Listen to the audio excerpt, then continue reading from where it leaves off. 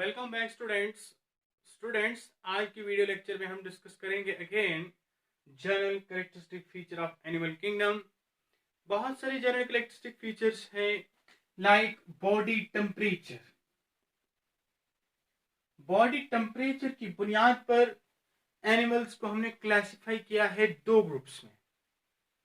एक ऐसा group of animal है जिनको हम कोल्ड ब्लडेड एनिमल्स कहते हैं और दूसरा ग्रुप ऑफ एनिमल है जिनको हम वार्म ब्लडेड एनिमल्स कहते हैं। Cold blooded and warm blooded animals. Cold blooded animals क्या रियलिटी में इनकी बॉडी का ब्लड कोल्ड है? नहीं, बल्कि with the environmental temperature the body of these animal the temperature of the body of these animal also fluctuate। अगर बाहर सर्दी आ रही है, टेम्परेचर डाउन हो गया है, इनकी बॉडी का भी टेम्परेचर डाउन हो जाएगा। अगर एक्सटर्नल एनवायरनमेंट में हीट डेवलप हो रही है, टेम्परेचर राइज हो रहा है, तो इनकी बॉडी में भी टेम्परेचर राइज होगा।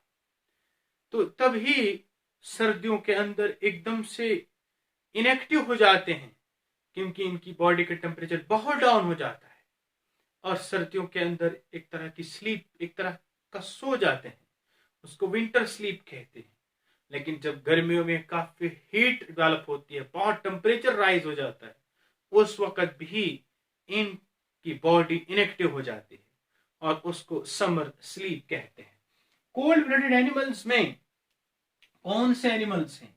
लाइक हमारे पास फ्रॉग है, लाइक हमारे पास इंसेक्ट्स मोस्टली हैं, snake etcetera are included in the cold blooded animals.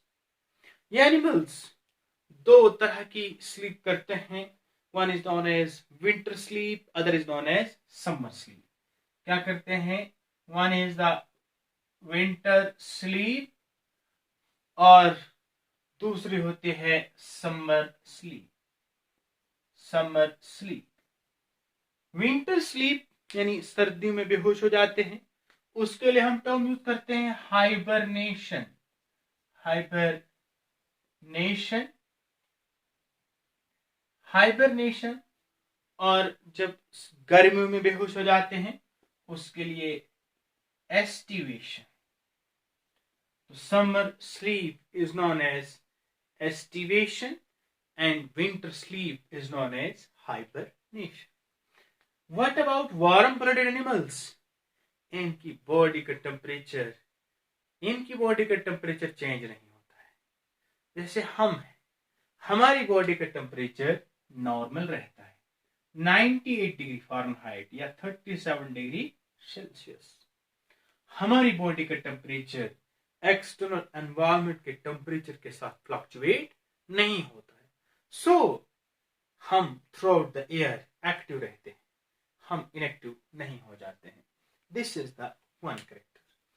Next characteristic feature होता है एनिमल्स के यहाँ मुख्तलिफ तरह के एनिमल्स में मुख्तलिफ तरह की फर्टिलाइजेशन होती है। तो next characteristic feature is fertilization. Animals जो है दो तरह की फर्टिलाइजेशन शो करते हैं। एक तरह की फर्टिलाइजेशन होती है एक्सटर्नल फर्टिलाइजेशन और दूसरी तरह की फर्टिलाइजेशन होती है internal fertilization. One is external fertilization and second is the internal fertilization. External fertilization का मतलब है outside the body of female, outside the body of female, that is external fertilization. Mostly occur in fishes, frog, etc. इस तरह की fertilisation external fertilisation होती है। Internal fertilisation क्या है? It occur inside the body of the female, inside the body of female, like in case of mammals, in case of birds, etc. Next characteristic feature है development.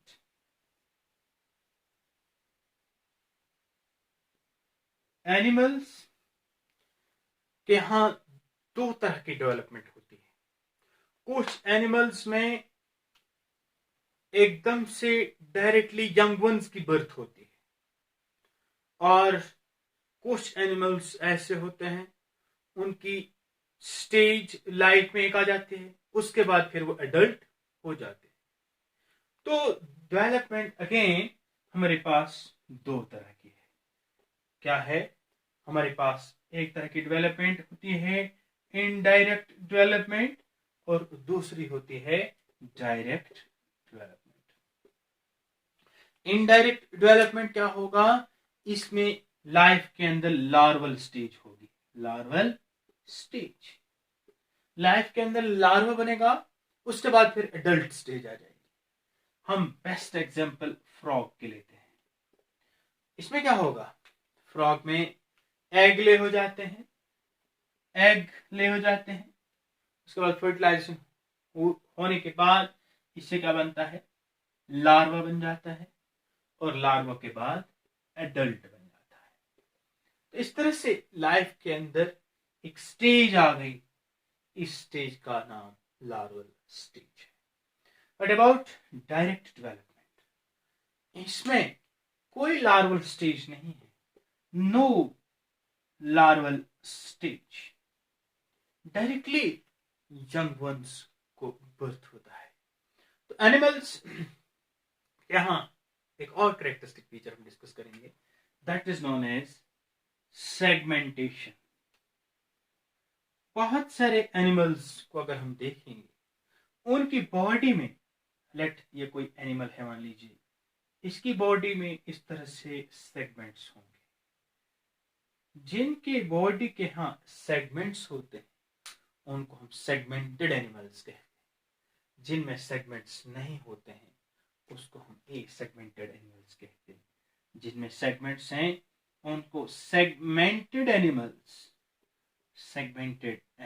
कहते हैं, और जिसमें segments नहीं बनते हैं उसको हम कहते हैं अनसेगमेंटेड या एसेगमेंटेड एनिमल्स कहा जाता है। तो एक और कैरेक्टरिस्टिक फीचर हम डिस्कस करेंगे, वो ये है कि एनिमल्स को अगेन दो तरह की कैटेगरी में डिवाइड किया गया है, ओविपेरस एंड विविपेरस। आपने एक टर्म सुने होंगी, वन इज ओविपेरस एनिमल, और दूसरा होता है विविपेरस।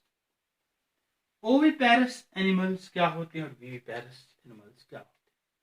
ओविपेरस एनिमल्स वो होते हैं, ये एग ले करते हैं, उसके बाद अगेन जो डेवलपमेंटल प्रोसेस है, यानी एग लेइंग एनिमल्स को हम ओविपेरस कहते हैं। और जो एग नहीं ले करते, डायरेक्ट जो यंग वन को बर्थ करते हैं, यंग वन को डायरेक्ट बर्थ करते हैं, उनको हम विविपेरस कहते हैं। This is all about some characteristic features of animal kingdom. Stay tuned, like the video, share the video.